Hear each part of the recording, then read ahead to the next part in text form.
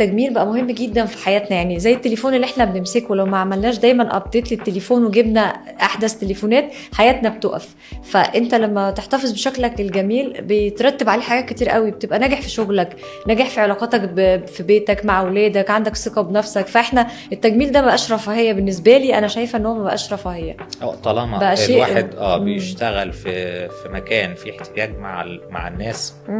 تمام.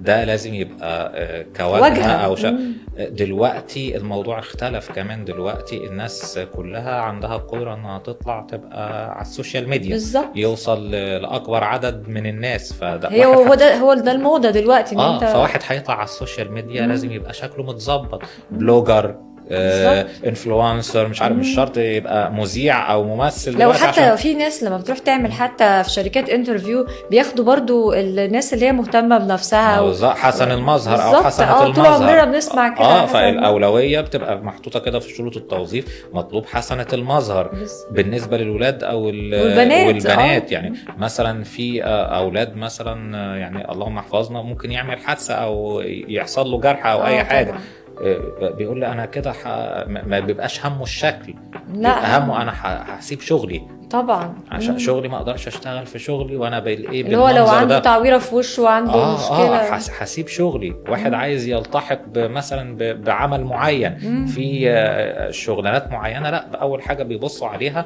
الفيتشرز او الشكل بتاع الواحد.